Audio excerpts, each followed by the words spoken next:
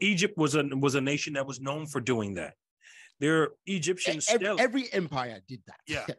Their Egyptian steles right now in Australia. There are some remnants of steles in South America. Some remnants of steles along the Mississippi River. Okay, so and some even say the Grand Canyon. So we know these African people were trading all over the world. So again, it's really important that we know this history in order to really move forward and to build up history. Like I tell scholars all the time, when I talk about African history, my goal is not to destroy European history. It's a part of history. Yeah. All history is about. All I'm trying to do is add to the history that we already know. Yeah. And it doesn't hurt European history to say that, hey, Africans had a great contribution as well. But does it fit the narrative of that these people had no contribution to the human story? It doesn't fit their narrative. So that's why there's always pushback. It doesn't make sense to say Africa didn't make any contribution to world history. I mean, like I heard in your Tech Talker presentation, yes, the world of science today know our species started in Africa. Right. Okay. And if we believe that, and we understand that every other civilizations in the world were created by people who left Africa. Okay. I mean, while they were traveling from the original spots where a species evolved, they were doing things, building things, discovering different things. Okay? Right.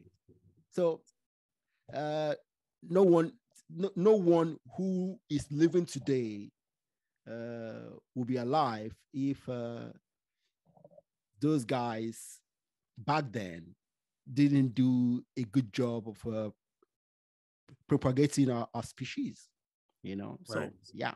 So it's like the Sankofa, right? The Sankofa represents the bird that go back and fetch it, right?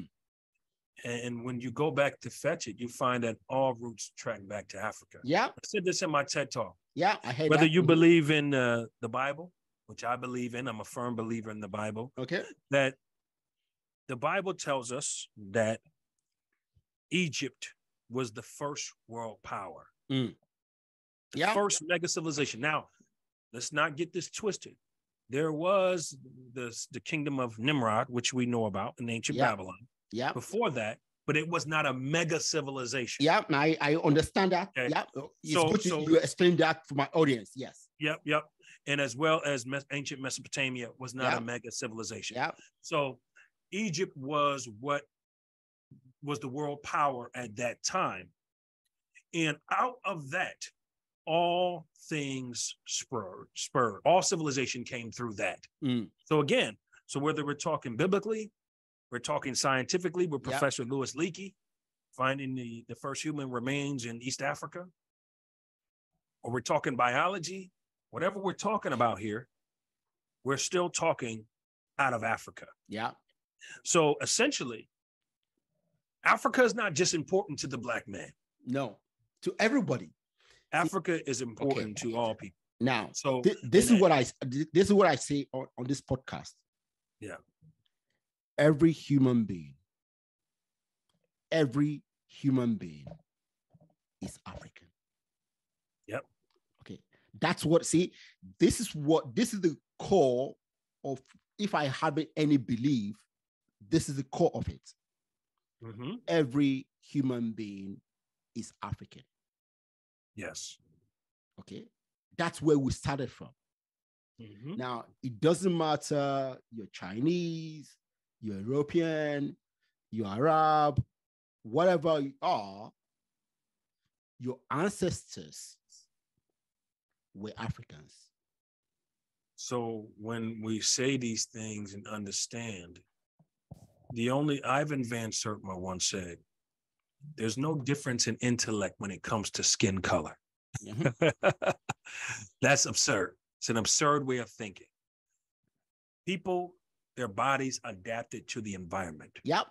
If you're in a colder region like Europe, Alaska, or one of those really cold, you're going to be lighter, and your body is going to need to produce more hair. Yeah. Keep you warm. Yeah. If you're in the heat of Africa, you have less hair. You're going to have less hair. Yeah. More melanation. Yeah. Okay.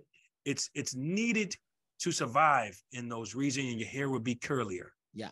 Okay, so even in the Bible refers to those of Cush, ancient Cush, to be the smooth-skinned ones. And still to this day, when we see our brothers and sisters from Sudan, we know they're from Sudan. Yeah. Smooth-skinned one, you can see, look at them and see. Yeah.